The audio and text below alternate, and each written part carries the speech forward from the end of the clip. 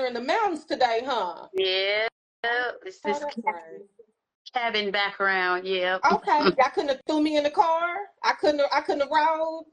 Listen, we're on the half relaxed, half work capacity. Yes, I love it. You deserve it, honey. I was giving everybody a rundown on your bio and who you are, and I don't think they really know. So, if you don't mind, tell them who Miss Tregay is, baby, because I've tapped in, I've tuned in, and I know people that watch every. Hey friends, welcome back to another episode of Getting Close Up, the show focused on independent artists and creatives. I'm your host, Danielle Cox. She's an amazing creative who is spilling her way through the KC and social media streets, getting tea all over the place. And we are going to talk to her today. So today we are getting close up with Teash of Tea With Teash Podcast. Hey, ma'am. Hello. What's going on? What's tea? That's what we're going to get into today. I'm going to ask you that because you're in the hot seat. Let's go then. Okay. Well, thank you for gracing the purple chairs for us today. I really do. Like I was telling you off camera, I started hearing you and following you with just your Tea with Teash talks. And that was kind of the segue into everything that you've gotten into now. But I really enjoy hearing you talk about different life topics and different subjects and, realizing that this was something that you kind of started and are still doing on your own, which with both of us being in a podcast space, that's a lot. And I definitely want to get into it. But thank you again for gracing the purple chairs with me today. Thank you for having me. I'm excited. So let's start with, why did you want to do this? What made you say, okay, I'm going to start a platform where I just talk about whatever comes to mind? Well, so it all started when I was really little. I've always been a big talker, never afraid to talk in front of anybody. And I always wanted the scoop. I always wanted the story. So when I was really young, which I've told this on a couple other occasions, I used to watch a lot of Oprah, Sally Jesse Raphael. We grew up in that time of talk shows. Geraldo. In the morning and in the afternoon. Yeah, and as soon as it would go off, I would go in my room and I would set up all of my toys and everything. And I would always keep a microphone. My mom made sure I had one. And I would just go ahead and produce my own talk show. Yeah. And then as I got older, I was like, you know what? I want to major into journalism and I want to pledge Delta. I did not make it to pledge Delta. However, journalism. You got the red on. Okay, it's always been in my blood, baby. So, went on and started that journey and everything. And then, of course, I became a mom. So everything had to go a little to the left, had to hold it. But now that my oldest will be 24, the baby will be 17, I said, you know what, it's time to roll. It's time for you. It's time for you. That's what I did. And so you say you have a journalism degree. So you wanted to go into that. So I wanted to go into journalism, but I did some journalism studies and things like that. Yeah. And then, of course, everything had to go on hold. And then, fast forward so many years later, here we are. And so what was it that you learned out of the studies in journalism that you feel like helped you in this? You know what? Because it was so long ago, I'm just going to give you a little bit of what I do remember. I do know that you have to do much research. Yeah. You have to be a talker. You have to be able to communicate and network with other people. And even when it comes to traveling and trying to get the story, you have to get something that's going to be either inspirational or something that somebody wants to hear. All stories aren't good stories. So you have to make sure that you dissect everything that you're doing. And even with your guests, the people that you want to talk to, and see if it's some tea there. If it's not really much there, you really can't mess with it, But it's all about who you talk to and what you're talking about. So. Yeah. Which brings me to my next question. What is it that you felt like you wanted the show to be? You know what? Tea with Teash Podcast is my baby. So I initially wanted to create a space for all of our local creatives, entertainers, and even the small business owners, just to have a voice. Whoever the underdogs were, I wanted to make sure to put them on top. Yeah. And even if they were seen, I wanted to make sure they were hella seen. So that was really what it was all about. But all of my audio that's on Spotify and everywhere else, that was really just based on life, relationships, motivation, because I'm a big supporter. So I just wanted it to be a platform where everybody could tap in and, I wanted it to be relatable. Yeah. And so far, it has done just that. Yeah, what type of feedback have you gotten, like, from just the different topics that you bring up? Because you touch on, you don't hold nothing back. Girl. Like, a lot of people try to, like, sanitize their opinion a little bit or water it down. Yeah. You do not do that. Yeah. You don't pull no punches. So, a lot of my topics, like I said, I just wanted people to be able to relate. When it came to health and things like that, I really felt like I wanted to shine a light on mammograms and things like that. Stuff that when you're younger, you really don't think is important, but it's important. Breast cancer actually affected one of my cousins, and I said, you know what, we got to talk about it. Right. Jumping into something else, I wanted to talk about grieving. I lost my mother last year. Yeah. Anything else, like, I would always get the feedback of, oh my God, that was right on time. I needed to hear that. Even when it comes to big up in yourself, a lot of us are in the shadows. Very much and so. do for so many other people, but we're not heavy on ourselves. Heavy so on that, yeah. each topic, I just wanted everybody to understand and feel close to their chest. And so far, that's the feedback that I've gotten. Like, sis, you said that. When are you coming out with something else? When are you going to be talking about something else? And I definitely wanted to highlight friendship. Everybody ain't your friend. That was one of the ones that I listened to. Everybody ain't your friend. I distinctly remember listening to that one because it was something that even if you feel like you understand that already, sometimes you need to hear it again. Over and over sometimes. So you got to cut people off. You know, I did an episode, cutting ties with fruit flies. And that's basically, you know how if you have an apple and it sits too long, and then you got all these fruit flies coming to attack it. Everything fruitful in your life that's going amazing. You got people that just want to be in the scene. See, you know what I call them? I call them hobos. Oh yeah. They want to jump on the train and they want to ride. Yeah. But they ain't paid no fare. And we gonna need it. We gonna need it. So you got to cut ties with anybody that just sucks all the fruitness out of what you're doing. And then, you know, you just got to kind of learn to rock solo for real. Yeah, and that's a big thing because it's hard to do a lot of things alone. Like, one of the biggest challenges is parenting alone and, you know, having to grieve alone or having to just basically operate in this world not feeling connected to anybody. But even in this creative space, like, everybody assumes creatives do things alone for the most part, and a lot of times they do. But sometimes it helps to have support. With you doing, like, because you do everything yourself. Yeah. Like, from beginning to end. Right. It was you laughing. You laughing or touch on something. Because I do, girl. But what is that like as far as trying to keep yourself encouraged while you go from beginning to end for this dream that you got? You know, sometimes I do hit a downward spiral where I'm like, you know what, my creativity ain't creative it's not creating. You created a new word, and that's fine. Okay. I hit a dead wall. I don't know what I'm gonna do. Maybe I'm gonna just give up. Maybe I'm gonna just lay down, go on hiatus for about a couple months, and then come back fresh and whole. But then I say, you know what? We got to keep going. Yeah. You know, I tell my sons the same thing. When you hit that downward spiral, tie your tennis shoes up and get back up. You know what I'm saying? If you got to put on some little feather wings or whatever, you got to make sure that you stay afloat. It's hard to do, being a wife, you know, working a 9-to-5, continuing to dream. All of that takes a lot of brain power. It does. So, you know, just taking a break if you need to, because we all get to that point where we are exhausted, overload. So just making sure that I take the necessary breaks, and that, like I said, when it's time to roll, it's time to roll. But it's something that I love to do, so I know I can't give up on it. Right. And another thing that can be really difficult is navigating all the technical stuff that comes with it. A lot of people think, okay, I'm just going to get a microphone and I'm going to sit up in the room. Right. And I'm good. Right. But that microphone got to connect to something. Yeah. And then when it connects to your computer, it has to be an app that runs this stuff. Yeah. It has got to be different things that go on. And a lot of it is self-taught. Many independent creatives are self-taught, which is one of the reasons why we have this show, to talk about the things that you had to learn on your own to be able to do this. So what were some things that you had to learn and teach yourself in order to get started in this? Because I understand not being very tech savvy. Yeah. I'm not gonna lie. All of this stuff you see in here, if it was on me to run this, girl, this would not be happening. Yeah. Okay. You understand what I'm saying? Yeah. Exactly. All right. Everything. I've had to learn everything on my own. I'm still learning every day.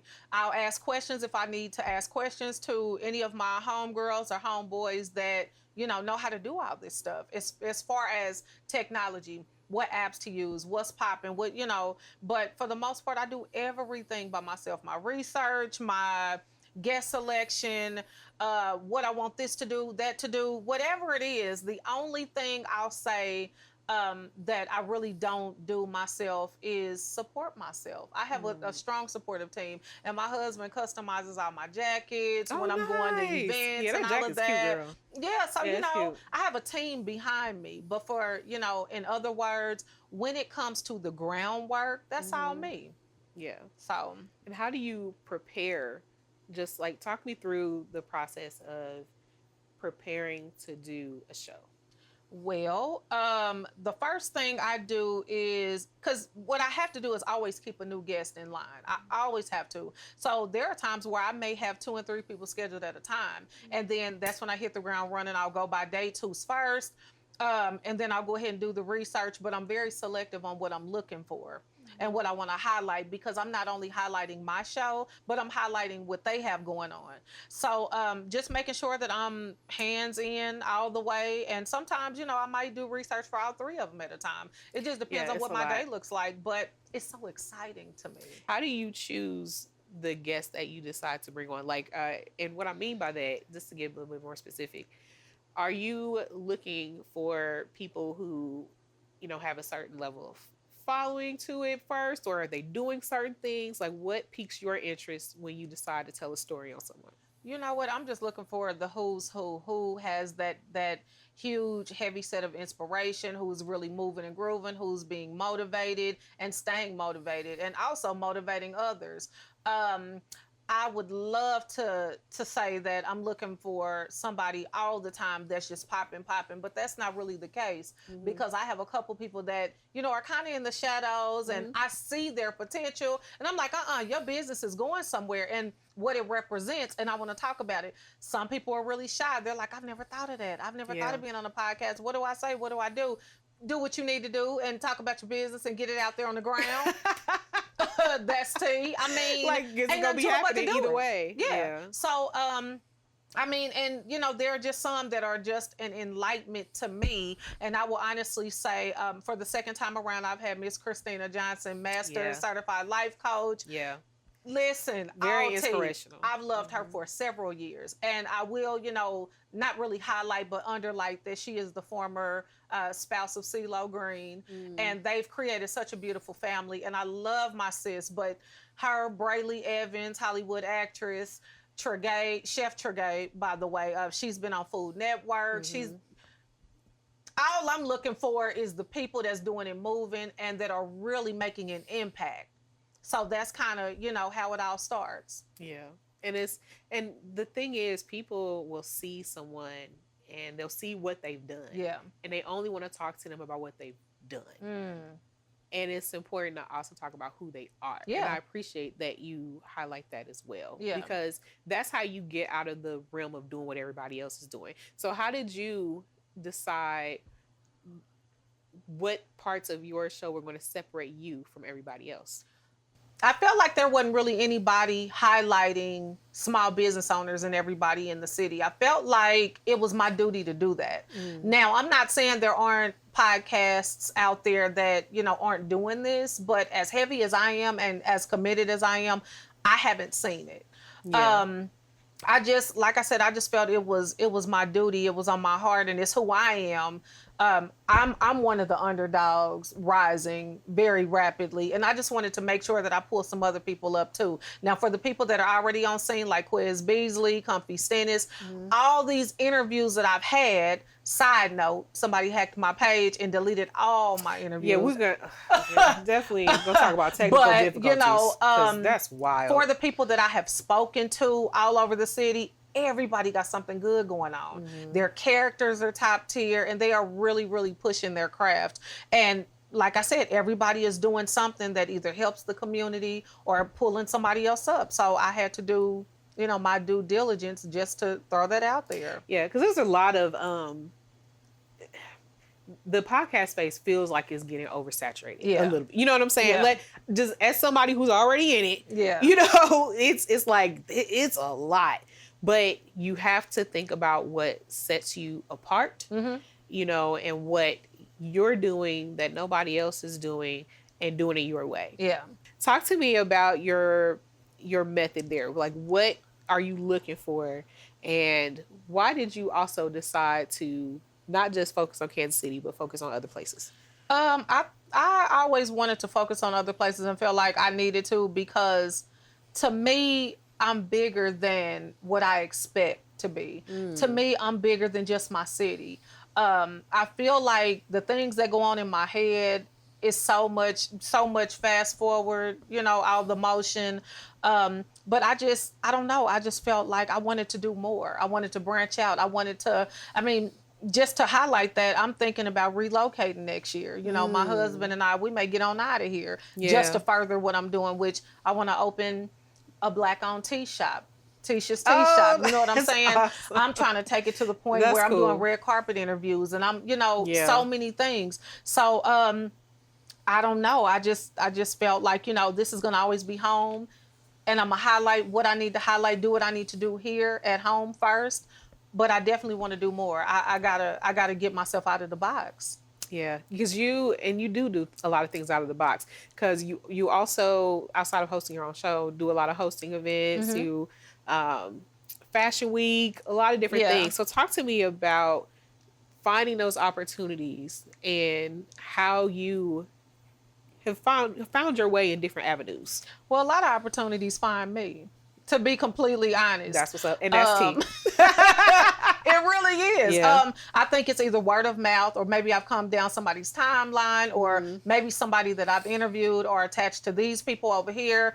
Lori Barnes, which is really, really heavy. I'd like to say a heavyweight with Kansas City Fashion Week. And I communicated with her to even get into the media part of it. Yeah, exactly. Girl, please, people just reach out to me, and I just say, okay, cool, opportunity knocking. I'm like, get your ass in here. You know what I'm saying? So, you might as well. You know what you I'm saying? might as well. But if I see something that I want to do or take part in or be a part of, I don't have a problem with connecting or messaging somebody, or what's the number to, or, you know what I'm saying? I don't have a problem networking and saying, hey, I think I want to do this. What's going on? What can, you know? But I'm not afraid to talk to anybody. Right. If I'm trying to do something, and that's kind of how it works with all of my guests, especially the Southern Soul movement that's coming through Kansas City. Miss Storm, all these different people, and she reached out to me, and that was crazy. I was like, what? Oh, talk to me about that. Yeah, she just reached out and was just like, you know, you have a dope podcast. I'd like to slide through. And I said, well, what's tea? Let's get this date.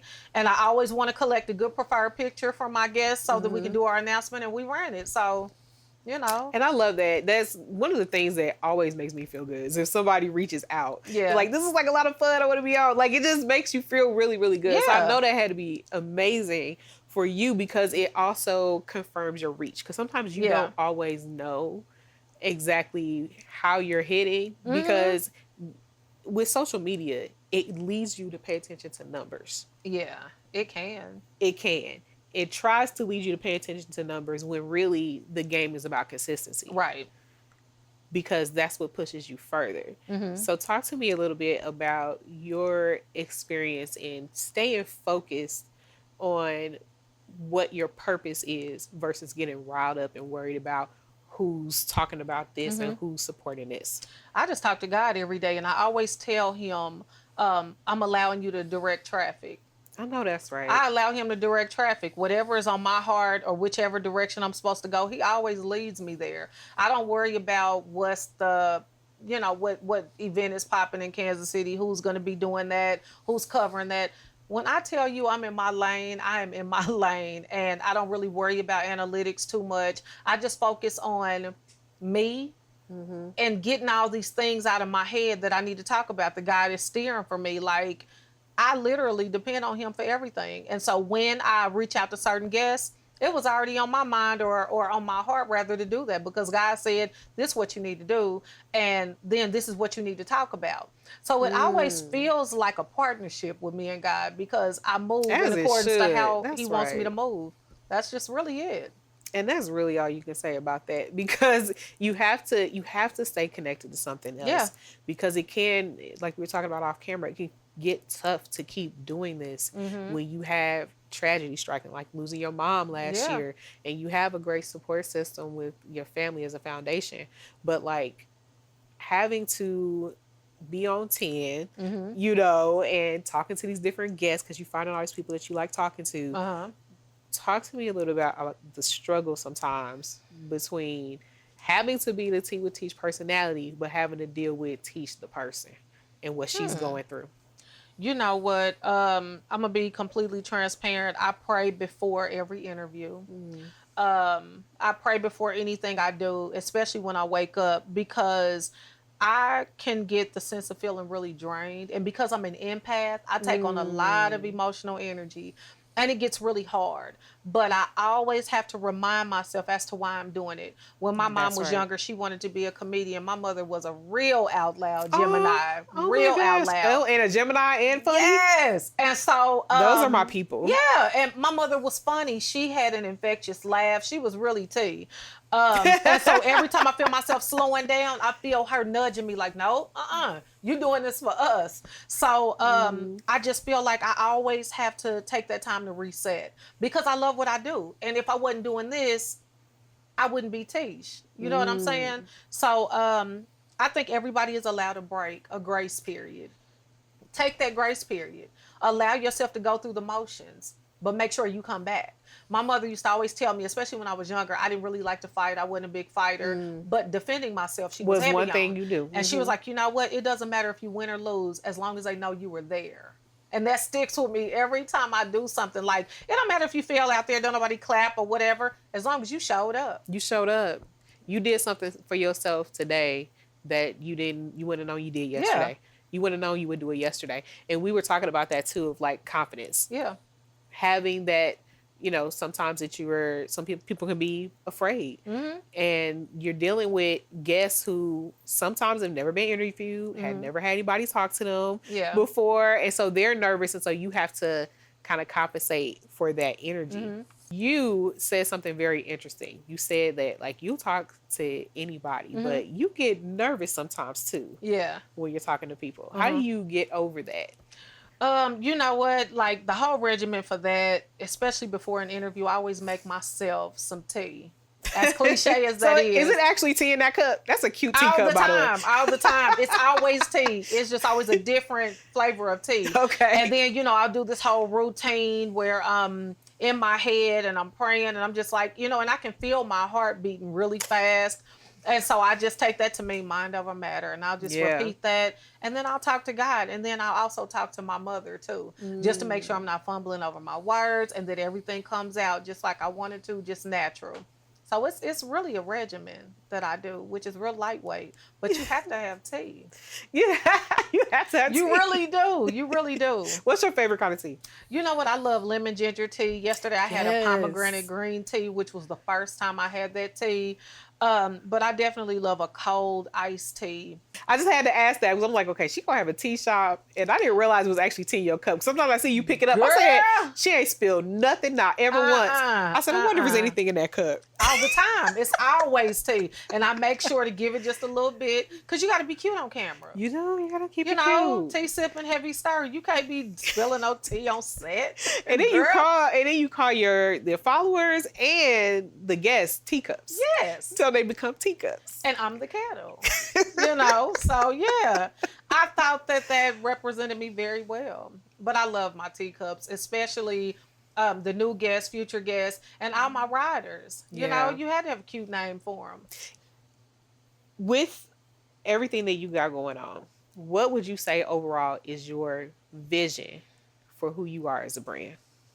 My vision is to keep it frank, my vision is to keep stepping on shit and being in places where nobody thought I could be, where people felt like I needed a lot of help, where people felt like it was impossible. And I want to be able to open the door with my big old mouth, talking to all these amazing people, but still leaving room for those behind me.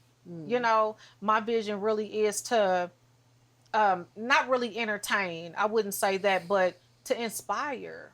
you know, because I'm one of those young kids that wanted to be inspired and Yeah. a lot of times was inspired, but there was nobody really pushing any doors down. Everybody was scared. And I said, you know what? I'm going to be the one to do it.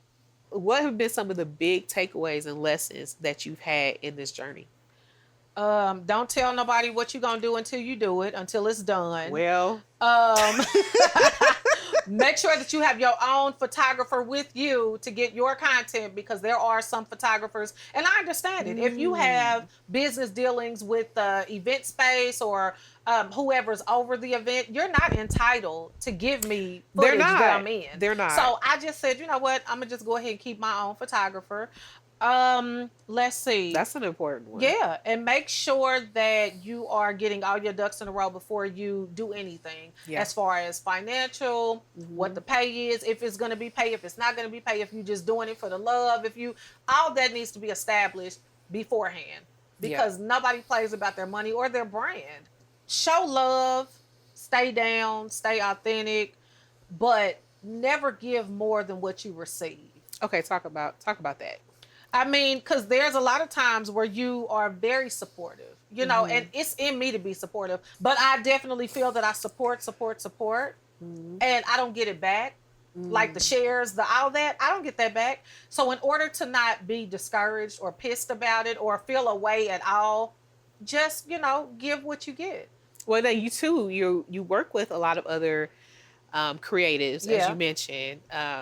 Not just in your hosting vein, but now you're getting into another podcasting lane. I am. Glad you brought that up. So let's get into that. So Tea With Teash Podcast presents Girl Talk will be my new baby. It is a spinoff of Tea With Teash Podcast. And I have two amazing co-hosts, Sharon Turner, which is aka DJ Diamond Diva, and I will have Key Mac, which is Key Lolo. And she works alongside. She crazy. She is hilarious. I love her. She works with Glenn Robinson, the hood dude. Yeah. So, you know, we're going to get into that. And we'll be talking about a lot of travel, a lot of fashion trends, a lot of this, a lot of that. And it's just going to be cute. So again, talking about those different lanes, it's easier to schedule things when it's just you. Right. And you having to figure out, okay, I'm going to do the audio one, and then I'm going to do a live interview today, and it's just you and the guest. But now you're taking on co-hosts. I am. So how are you going to figure out how to prioritize the audio, your interview, and this new format? So what I think I'll do is I will dedicate possibly a Sunday for audio. Of course, Tea With Teash Podcast, I'll have to take a small break with having my own individual guests just to focus on Tea With Teash Podcast presents. And I know that me and the ladies will definitely try to see what the schedule is and how we want to roll it out in accordance to our lifestyles, our schedules, and things like that. So, but for sure, Tea With Teash Podcast will have to take a mini nap. So yeah, because it's a lot, because that time that you're doing that and getting those other people on, you also have to coordinate with these two other people who are very busy ladies to figure out taping. And because I remember when we were trying to figure out what days we wanted to tape and, you know, what days we wanted to do things. But that's me and two people who are behind the scenes. Yeah. But like all of you guys are doing so have you talked about the delegation of effort or how the format is going to be? Is it going to be a live format, or is it going to be recorded and somebody has to edit? So we are definitely leaning toward the possibility of live with editing and things like that. So again, we'll have to connect once everybody's schedule slows down from this heavy summer. And then we'll definitely, you know, figure out which way to go and how we going to get it done. It's going to be a good time. We may or may not have any guests. We probably will. I was going to ask that next. I'm like, I can see y'all having guests. We have one more thing that we want you to do. Okay. And that's to put your stamp on the wall of fame. So go and get up there, pretty lady. Do you do? Okay. Get ready to tip over here. All right. And I'm going to go ahead and close out the show. So many thanks again to my guest, Teash with Tea With Teash Podcast, for joining me today, gracing the purple chair with her wonderful presence. Thank you guys for watching. You're the best part of all of this, and I'll see you again soon for another close-up. I'll be checking for you. Bye.